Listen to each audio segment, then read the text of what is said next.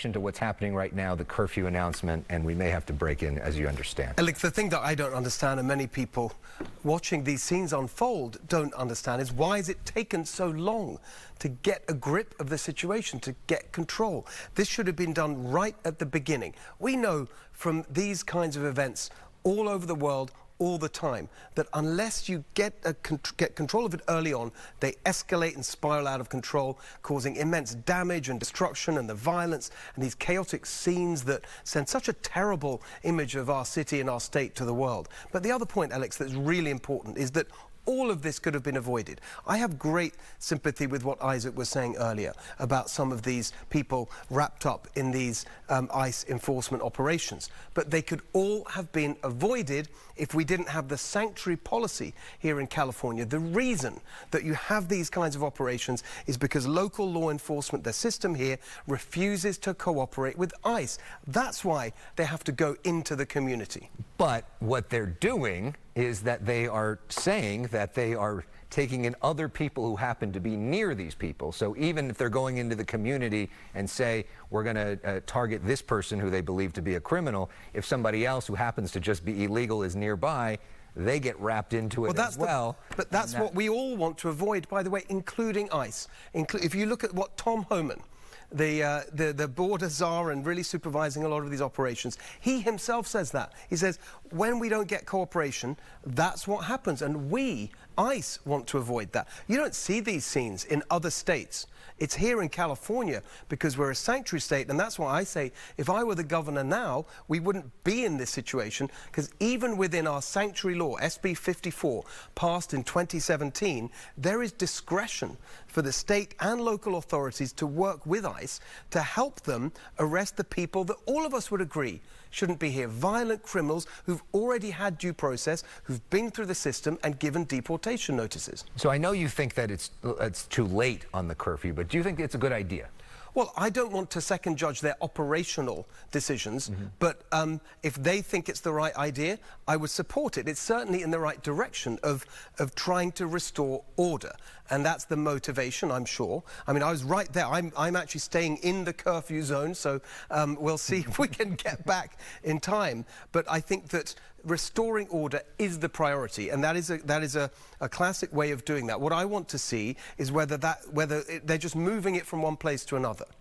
As a potential governor, I would imagine you'd want to have some authority when it comes to the National Guard. Yes. And this idea of the president taking that authority away is interesting. I mean, you could be a Republican governor and all of a sudden a Democratic president I agree. Could take that away. What do you make of that as a strategic move, the idea of the Marines coming in? Is that really necessary? Well, it wouldn't be necessary if the government here in California did its job properly. And so, as I said earlier, if they'd have got on top of the situation when it first started developing, and by the way, this is a pattern now we see here, particularly in Los Angeles. Look, a couple of weekends ago, you saw that house party get totally out of control.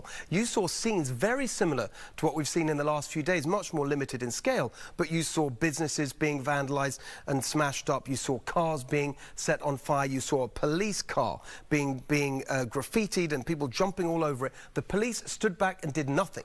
No arrests at all. So the message has gone out from a combination of the mayor and the LAPD and whoever else is in charge. I use that word advisedly because it seems they're not in charge. The message has gone out: if you break the law, if you do this kind of hooliganism, you can get away with it. And of course that encourages more of it. And we've got to have the opposite message, that you will be stopped, prevented from doing this. We've got to keep our communities safe. I mean, if you were governor tonight delivering your own address to the state of California, what would that address be? Well, the first thing I would say is, as a legal immigrant myself, I am thoroughly 100% positively pro-immigration. We all are in America. That is the essence of America. People come here from all over the world to make this nation the best in the world. And so many people do it the right way. And I've been on the road since I launched my campaign for governor, including here in East LA. Very heavily Latino community, not quite as much as Santa Ana as Gustavo was saying.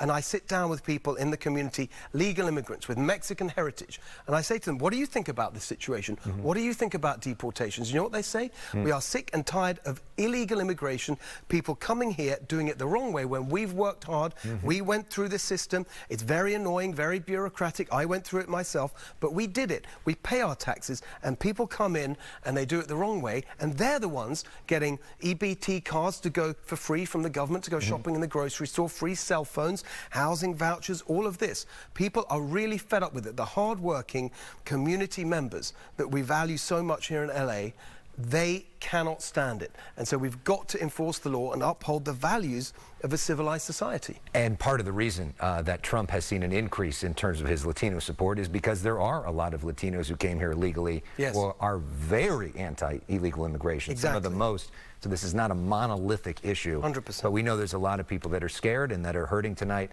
And so we appreciate you coming in and sharing your perspective. Steve Hilton, thank you so much. Good to be with you, Alex. Nice Thank to see you.